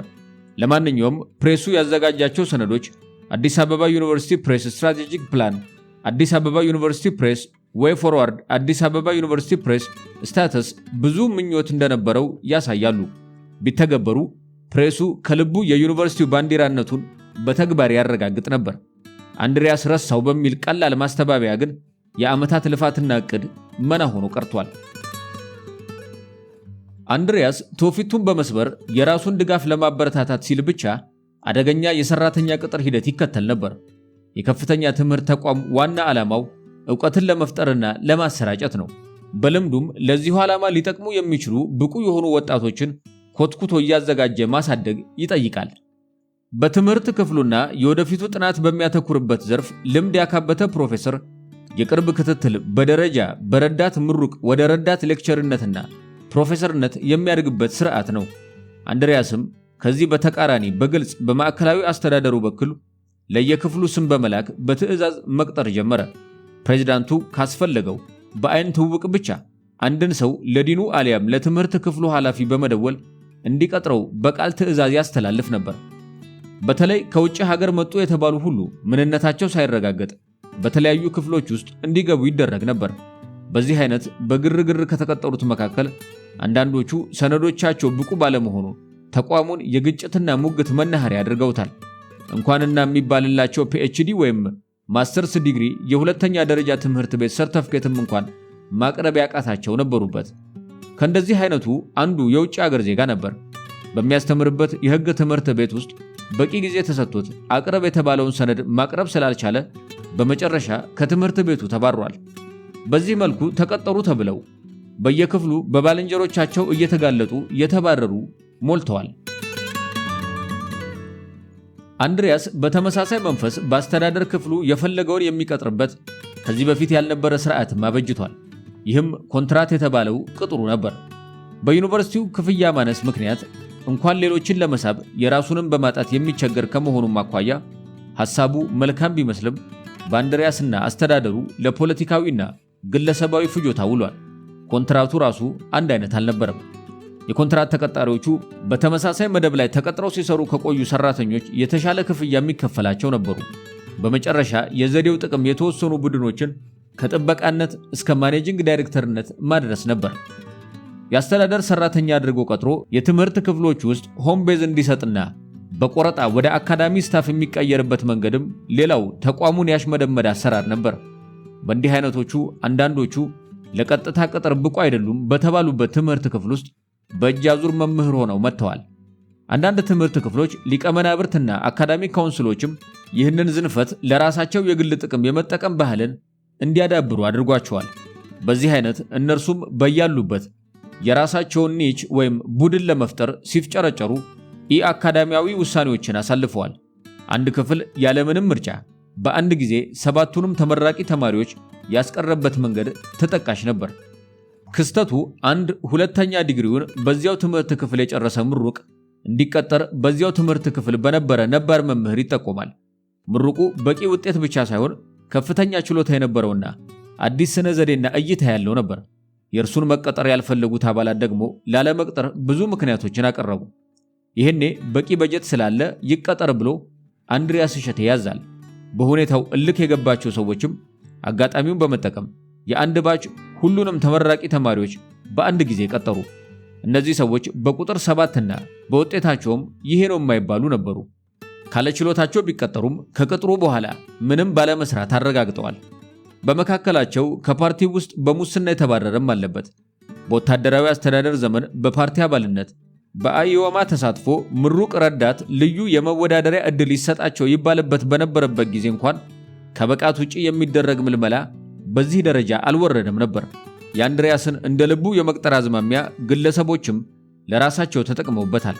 በዚህ ረገድ ስሙ የሚነሳው በወቅቱ የድህረ ምረቃና ምርምር ኃላፊ የነበረው አቃቂ ለዩኒቨርሲቲ ተሰጥቶት ለነበረው ግቢ የሚያገለግሉ ሰራተኞች የቀጠረበት ሁኔታ ነበር። አኳኋኑን በወቅቱ አዲስ አበባ ውስጥ ስሙ ገኖ በነበረው ጌታነህና ቤተሰቦቹ ካምፓኒ ስም እስኪያስጠራው ደርሶ ነበር። ትውፊቱን ለመበረዝ ያልተወሰደ እርምጃ የለም። ተቋማትን ወደ ዩኒቨርሲቲው ሲቀላቀል አስቀድሞ ይከፈላቸው በነበረ የደሞዝ መጠን በጅምላ የረዳት ፕሮፌሰርነት ማዕረግ ያሰጠበት አጋጣሚ ግን የለም። ፕሬዝዳንቱ በፈለገው መንገድ መቅጠር የሚችልበት ሁኔታ የፈጠረው የበጀት፣ የፋይናንስ፣ የሕግና የሰው ኃይል አስተዳደር ቦታዎችን በተመረጡ ሰዎች አስይዞ ነበር። የሰው ኃይል አስተዳደር አድርጎ የቀጠረው ሰው ዲግሪውን ከጨረሰ በኋላ በኢትዮጵያ አየር መንገድ ለ2 ዓመት ብቻ የሰራ ነበር። ወደ ዩኒቨርሲቲው እንደመጣ በቀጥታ የክፍሉ ኃላፊ አድርጎታል። ይህ በልምድም በሙያም ለጋ ልጅ በዚህ ኃላፊነት አናት ላይ እንዲፈናጠጥ የተደረገው ከሙያው ይልቅ ለሚፈለግበት ልዩ አገልግሎት ነበር። ልጁ በፕሬዝዳንቱ ትዕዛዝ የሚመጡ ሰዎችን ያለ ጥያቄ ለመቅጠር ታማኝ ታዛዥ ነበር። የተለያዩ ትምህርት ክፍሎች አንቀበልም ያሏቸውን ሰዎች በቀጥታ ቀጥሮ ይቆይ ነበር። እግረ መንገዱንም በራሱ ፍላጎት የሰዎችን ቅጥርን ማሳለጡ አልቀረም። በእርሱ የኃላፊነት ዘመን በርከት ያሉ ሰዎች ከትምህርት ቢሮ ወደ ዩኒቨርሲቲው ተዘዋውረዋል። በተለይ የክልል የትምህርት ቢሮ ኃላፊዎችን መጥቀስ እንችላለን። ከትግራይ ትምህርት ቢሮ ብቻ የመጡትንና በስነ ትምህርት ኮሌጅ የተቀጠሩትን አብርሃ አስፋውና ዘነበ ባራኪን መጥቀስ እንችላለን። በተመሳሳይ ከኦሮሚያ ትምህርት ቢሮ ከመጡት ደግሞ ጄሉ ኡመርን መጥቀስ እንችላለን። በዚሁ ዘመን ከክልሎችም ከሲቪል ሰርቪስም በርከት ያሉ ሰዎችም ማዘዋወሩም ለአንድሪያስ እሸቴ አስተዳደር ደጋፊ ማሰባሰቢያነት አገልግሏል። በአጠቃላይ የሰው ኃይል አስተዳዳሪው የነበረው ሚና ቀላል አልነበረም። ለዚህም ደግሞ በኃላፊነቱ ላይ ያለ በአጭር ጊዜ ማስተርስ ዲግሪውን በመደበኛ ፕሮግራም እንዲማር ተፈቅዶለታል። በኋላም የአካዳሚ ፖዚሽን ባይኖረውም የፒኤችዲ ዲግሪ እንዲማር ሃርቫርድ ተልኳል። ያውም ከዩኒቨርሲቲው ካዝና በርካታ ብር በቀጥታ በስሙ እንዲዞርለት ተደርጎ። እዚህ ላይ የሂሳብ ክፍልና የበጀት አስተዳደሩ ሰዎችን ማንነትና ውሎ ስናክልበት ምስጢሩ ቁልጭ ብሎ ይታያል። የዲያስፖራው መንገድ። እንዲህም ሆኖ ግን ለአንድሪያስ እንደ ዲያስፖራ የጀርባ አጥንት የነበረ የለም። ራሱ ከ30 ዓመት በላይ በውጭ የኖረ ዲያስፖራ ነው። ሐሳቡን ለመተግበር ዋነኛ ድጋፍ የዲያስፖራ ተቀጣሪዎች መሆናቸው አይደንቅም። ነገር ግን ከዲያስፖራም ዲያስፖራ እንዳለ ዩኒቨርሲቲውን ለማገልገል ጠይቀን እሺ አልተባልንም የሚሉ ዲያስፖራዎች ነበሩ። በርከት ያሉት ከእርሱና በዙሪያው ካሉ ጋር ትውውቅ ያላቸው ወይም ውሏቸውን ለማድረግ የሚችሉ ነበሩ። እነዚህ ምርጥ ዲያስፖራዎች ግን በአካዳሚያዊ ሁኔታ ይህንን ያህል የረቀቁ እንዳልነበሩ ታይቷል። በዚህ ጊዜ ወደ ሀገር ውስጥ ለመመለስ የደፈሩት ምናልባትም ከስርዓቱ ጋር መስማማት የሚችሉት ብቻ ስለነበሩ የተሻሉ የሚባሉ ሊቃውንትን ለመሳብ አልተቻለም ነበር ማለት ነው። ዲያስፖራ ቢባልም በስራቸው ለመለየት አልተቻለም። በዚያ ላይ ከመጡት መካከልም ለአንዳንዶቹ ልዩ ጥቅም መስጠቱ በነባሩ ዘንድ ቅሬታን መፍጠሩ አልቀረም። ስለዚህ የዲያስፖራዎቹ ዋጋ ከፍ ለማድረግ በሚመስል መልኩ የተለያዩ ወሬዎች ይነዙ ነበር። ከሚወራላቸው ነገሮች አንዱ የነበራቸውን በርካታ ጥቅም ጥለው ነው ወደ ሀገራቸው የመጡት የሚል ነበር። ዲያስፖራዎቹን በኃላፊነት በማስቀመጥ በዓለም አቀፍ ግንኙነት ተጠቅሞ ገንዘብ ለማስገኘት ጥረት ማድረጉ ስህተት አይደለም። ዩኒቨርሲቲው የገንዘብ ምንጩንና ገቢውን ማሳደግ እንደ አንድ ዓላማ አድርጎ ከመውሰዱ የአካዳሚ ካፒታሊዝም ባህሪ ጋር የተያያዘ ነው። አከራካሪው ጉዳይ ዲያስፖራው እውነት የተባለውን አስተዋጽኦ ማድረግ ችሏል ወይስ ሽፋን ነው የሚል ነው። ከዲያስፖራ ጉዳዮች አከራካሪ የነበረው በውጭ ሀገር ዜጎች መጠን የሚከፈላቸው የትውልደ ኢትዮጵያውያን ነገር ነበር። ለተመልካች ዲያስፖራው የብር ችግር ያለበት አይመስልም። ምንም አይነት ሥራ ቢሆንም ሲሰራ የቆየው ሲመለስ በርከት ያለ ብር ያለው መኪና ያለውና ከአንድም 2 ቤት ያለው ሊሆን ይችላል። ቤተሰብ ውጪ መስርቶ ልጆቹን አሳድጎ ብዙ ለቁም ነገር አብቅቷል። አሁን ከበቂ በላይ የማሰቢያና የማንሰላሰሊያ ጊዜ ያለው ተብሎ የተገመተ ነበር። ስለዚህ በአካዳሚኩም ሆነ በፋይናንሱ ዘርፍ ለዩኒቨርሲቲው ትሩፋት ያስገኝለታል ተብሎ ቢታሰብ አይደንቅም። በተጨባጭ ሆኖ ግን ተቃራኒው ይመስላል። ዲያስፖራው እንደ ቡድን በዩኒቨርሲቲው ምህዳር መታየቱ ማህበረሰቡን የመከፋፈል ዝንባሌ ፈጥሯል። በአመዛኙ ወደ ውጪ የወጣው በሀገር ውስጥ በተከሰቱ ፖለቲካዊና ኢኮኖሚያዊ ሁኔታዎች መንስኤነት ነበር። ስለዚህ በሀገር ውስጥ የቆዩትን የወታደራዊ መንግስት አገልጋይ አድርጎ በማየት የመናቅ አዝማሚያም ነበር። በአንጻሩ ነዋሪው ደግሞ ዲያስፖራውን እንደ ጥቅሙን አሳዳጅ አድርጎ ያየዋል። የዲያስፖራና የሀገርኛው ክርክር ብዙ አንድምታ አለው። መስፍን ወልደ ማርያም በሀገር ውስጥ ጋዜጣ በአንድ የታሪክ ጉዳይ በተነሳ ክርክር ፕሮፌሰር ገብሩ ታረቀን አንተ ከወዲያ ማዶም አይደለህ ከወዲህ ማዶም አይደለህ ከባህር ማዶ እንጂ ያሉት የክርክር መንፈስ ማሳያ ነበር። የዚህ የዲያስፖራና ሀገርኛ መንፈስን ከዩኒቨርሲቲውና ሊቅነት አንጻር ሽፈራው በቀለ ለአንድ መጽሐፍ የጻፈው መግቢያ ላይ ጣል ያደረገው ነጥብ ድባቡን ያሳያል። አንዳንድ ሁኔታዎች ደግሞ እንደመጣበት እንዲቆጥረው አድርገውታል። በተለይ በውጪ ዜጋ ተመን እንዲከፈለው መደረጉ ንቀትንም አስከትሏል። ከእርሱ ያላነሰ እድል ቢኖረውም የትም አልሄድም በማለቱ ዕድሜውን ሁሉ ዩኒቨርሲቲው ውስጥ ካሳለፈው ጋር አንድ አይነት ኮርስ እያስተማረ በስንት እጥፍ የሚበልጥ ደሞዝ የሚከፈለው መጻተኛ ቅሬታ ቢያሳድርበት አይደንቅም። አንዳንዴ አልሰደድም በማለቱ ብቻ በዝቅተኛ ክፍያ እንደሚቀጣ ሊቆጠር ይችላል። በእርግጥ አንድ ፈረንጅ ፕሮፌሰር ቢመጣ የግድ መከፈሉ አይቀርም። እሱን ከምናመጣ አንድ የውጭ ሀገር ዜግነት ያላቸው ኢትዮጵያዊ አምጥተን ብንከፍል ይሻላል የሚል እምነት ሊኖር ይችላል። እንዲህ ከተደረገ ይህንን ሰው ከሌሎቹ የውጭ ዜጎች በምን እንለየዋለን? ሀገሬ መጣሁስ ማለት ይቻለዋልን? ከወላጅ ወይም ወዳጅ ዘመዶቹስ ጋር አይደለም የሚገናኘው? በገዛ ሀገሩ እንደ ውጭ ሀገር ዜጋ ቅጥረኛ አስተማሪ መቀጠሩ ክፍያው ሲቋረጥ ተመላሽ አድርጎስ አያሳንሰውምን? በራሱ በዲያስፖራው መካከል ደግሞ ሌላ የኢእኩልነት ችግር ነበር። በውድም ሆነ በግድ ሄዶ ዜግነቴን አልቀይርም ያለ ጥቂት ተመላሽ ዲያስፖራም ነበር። እንዲህ በማድረጉ ግን በሄደበት ሀገር የተለያዩ ችግሮች ሲደርስበት ኖሯል። እንደዚህም ሆኖ ወደ ሀገሩ ሲመለስ ከነዜግነት ክብሩ ነበር። ወደ ሀገሩ ሲመለስ ግን የተሰደዱበትን ሀገር ዜግነት ይዘው ለተመለሱት ጓደኞቹ የሚሰጠው ጥቅማ ጥቅም አይሰጠውም። በነበረበት የስደት ሀገር ኢትዮጵያዊነቱን ለማቆየት ባደረገው ጥረት የተበደለው ኢትዮጵያዊ ሀገር ከገባም በኋላ ኢትዮጵያዊ በመሆኑ የሚደርስበት መድሎ ይመስላል። ልክ የኢትዮጵያዊነት ክፍያ ተቃራኒ ይመስል ወደ ኢትዮጵያዊነት በቀረበ ልክ የዜጋው ክብርና ክፍያ ይቀንስበታል። ችግሩ በዚህ ብቻ አያበቃም። ኢትዮጵያዊ ዜግነቴን አልለቅም በማለቱ የመኖሪያ ፈቃድ እንዳይቃጠልበት በዓመት እስከ 3 ወራት ለሚደርስ ጊዜ ወደ የሀገሩ መመላለስም ይኖርበታል። አንድሪያስን የመሰሉት እንዲህ አይነቶቹ ዲያስፖራዎች ግን የኢትዮጵያዊነትን ገጽታ መዛኝ ለመሆን ደፍረው ነበር። ለኢትዮጵያ ጥናትና ምርምር ተቋም ዳይሬክተርነት ተወዳድሮ ያሸነፈው ዶክተር ታደሰ ብሪሶን መመረጥ አንድሪያስ ላለማጽደቅ ምክንያት አድርጎ ያቀረበው ነገር አለ። ይኸውም የኢትዮጵያ ገጽታ ኢትዮጵያን ኢሜጅ የለውም የሚል ነበር። ነገሩ ዜግነቷን ወደ አሜሪካዊነቷ የቀየረች ሰውን ለመሾም እዚሁ የራሱን አቋም እያንጸባረቀ የኖረውን ኢትዮጵያዊ ደረጃ ሊያወጣለት እንደመሞከር የሚቆጠር ነበር። ይህ ሁሉ ሆኖ የዲያስፖራው አካዳሚና ምሁራዊ አስተዋጽኦ እዚህ ገባ የሚባል አልነበረም። ግማሹ በቃን ብሎ የጡረታ ዘመኑን ለማሳለፍ የመጣ ይመስላል። ጡረታውን ከዚያ እየተቀበለ እዚህ ሥራ ላይ ነው እንዲባል ያህል ብቻ ወጣ ገባ የሚልም ነበር። ምክንያቱም ጉልበቱ አሜሪካ ወይም አውሮፓ ጭምቅ ተደርጎ አልቆ እዚህ የሚደርሰው አካሉ ብቻ ነበር። ስለዚህ እዚያ ያደርግ የነበረው ሩጫ እዚህ አይኖርም። ጥናቶቹን በጉባኤዎች ለማቅረብ ለማዘጋጀት የሚደረግ ምንም ሩጫ የለም። ግፋ ቢል ጉባኤዎች ላይ መርሃ ግብር መሪ፣ ሞዴሬተር፣ ማስተር ኦፍ ሴሬሞኒ ከመሆን የዘለለ ሚናም አልነበረውም። አቅም ቢኖረውም ስንፍናው ልክ የለውም። በድፍረት ለመናገር ወደ ዩኒቨርሲቲው የመጣው ለመጦር ይመስላል። አንዳንዱ በስደት ሀገሩ በትምህርት ሥራ ያልነበረና በታክሲ ነጂነትና ሆቴል ቤት ሰራተኝነት ዕድሜ ለሀገሩ ወደ ዩኒቨርሲቲ ፕሮፌሰርነት የተቀየረ ነበር። ከውጭ ቋንቋ ችሎታው ያለፈ በድፍረት የሚመሰከርለት ነገርም በአካዳሚው ሰፈር ሊጠቀስ የሚችል ይህ ነው የሚባል በስሙ የተመዘገበ ነገር ማግኘት አይቻልም። ቢያንስ አዲስ ሥራም ሰርቶ ለማሳየት አልሞከረም። ቢያንስ በማህበራዊ ሳይንስ በነገረሰብና በቢዝነስ አካባቢ ያሉት ሥራዎች ቢኖራቸው እንደ ገብሩ ታረቀ ሥራዎች ይታወቁ ነበር። እንዲህ አይነቱ ወደዚህ ዩኒቨርሲቲ ባይመጣ ኖሮ በሥራው እከሌ የሚሰኝ አልነበረም። ከነዚህም የባሰው ደግሞ እውን የሚለው ዲግሪ አለው ወይስ የለውም የሚል ጥያቄ የሚነሳበት ነበር። ደራሲ ዳንኤል ወርቁ በሬዲዮ ሳይቀር በዚህ ጉዳይ ስም እየጠቀሰ ሥራዎቻቸውን ለማንበብ ወይም ተማሩ ከተባሉበት ዩኒቨርሲቲዎች ለማጠያየቅ ሞክሬ አላገኘሁም ብሎ ስማቸውን በማንሳቱ ከነርሱ መካከል ወደ ክስ ለመሄድ የሞከሩም አሉ። በእርግጥ ዳንኤልም ነገሩን ጅምላ ያደረገው ይመስላል። እርሱ ከጠቀሳቸው ሰዎች መካከል እኔ ራሴ እንዳላቸው ያረጋገጥኩት ሰዎች አሉ።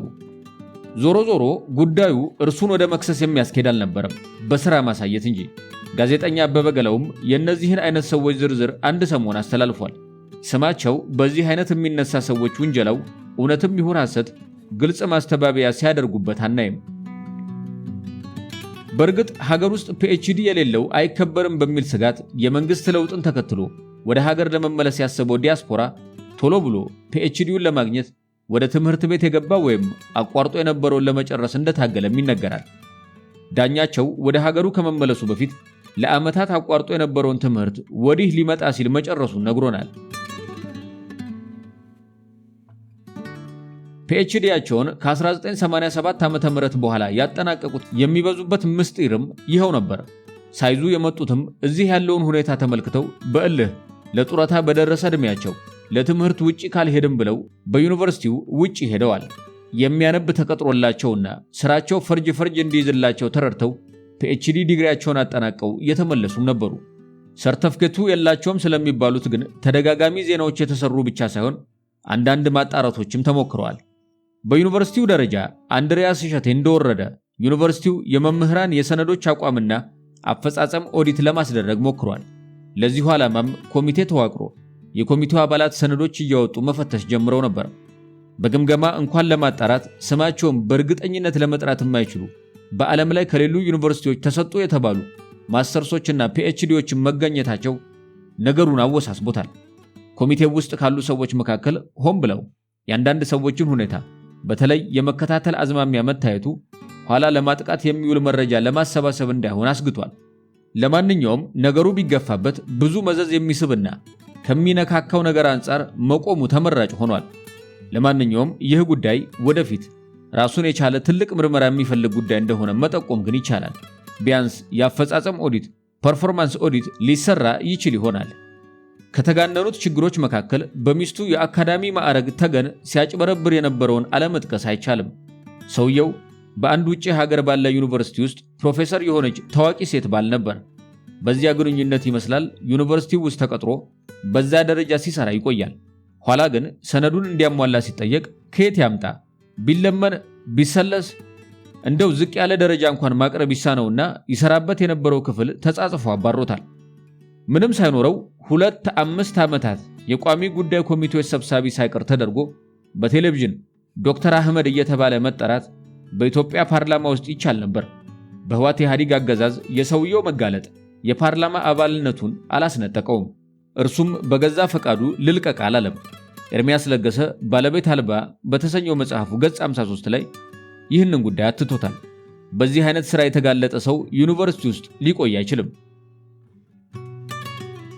የአንድሪያስ የሥርዓት አልበኝነት ፈርዖንነት በቅጥር ብቻ አይደለም። እሱ ከፈለገ የአካዳሚክ መስፈርትም በይፋ ይጣሳል። አንዲት ከ2 ነጥብ በታች ያላት ልጅ አማካሪው አድርጎ አስቀምጧት ነበር። ከዚያም ወደ ውጪ ልኮ አስተምሯታል። ታሪኩ የሚጀምረው ልጅቱ ነጥብ አልሞላ ብሏት እሱ ቢሮ ከሄደችበት ጊዜ ጀምሮ ነበር። ከዚያ ጠረጴዛው ላይ ከነበሩ የውጭ ትምህርት ዕድሎች አንዱን ወረቀት አንስቶ ለምን ውጭ አትሄጅም ይላታል። በቃ ሄደች። በኋላ በዩኒቨርሲቲ ውስጥ ካሉት በእርሷ አመራር ከተከፈቱ ኢንስቲትዩቶች በአንዱ ለማስተማር በቃች። ልክ እንዲሁ በተቋቁመው ቀን ለሥርዓቱ የሚበቃ ስላልሆነ ፈታኙ አይመረቅም ያለውን ተማሪ በራሱ መንገድ አስመርቆታል። ከጨረሰ በኋላ ያ ሰው የአንድ ሌላ ዩኒቨርሲቲ ምክትል ፕሬዝዳንት ሆኗል። መሰል ድርጊቶች ፈታኞች ሌላ ክፍል ሄደን አንፈትንም ያስብላቸዋል። የምር ጉዳዩን የሚይዙ ሰዎች ከዚህ አይነት ኃላፊነት ያሸሻቸው ነበር። ብዙ ፕሮፌሰሮች በግድ ካልሆነ ተመካሪ መያዝ የማይፈልጉ ወይም ፈታኝ መሆን የማይፈልጉበት ምክንያት አያሟላም ያሉት ተማሪ በጓሮ በኩል እንዲያጠናቅቅ ስለሚደረግ ነው። የኮሜርስ መምህራንን ውጤት እንዲያስተካክሉ ያስገደደበት ሁኔታም የዩኒቨርሲቲውን ሞገስ የገፈፈና የፕሬዝዳንቱን ተቋሙን ማጥፋት ተግባር ነበር። ቀደም ሲል አንዷን ዲያስፖራ የኢትዮጵያ ጥናትና ምርምር ተቋም ዳይሬክተር አድርጎ የሾመበት መንገድም ስለ ባህሪው የሚገልጽ ነበር። ይህቺ ሴት ከመነሻውም ለቦታው በቂ የሥራ ልምድና የአካዳሚ ማዕረግ ነበራት አልነበራት የሚለውን ክስ እንተወ።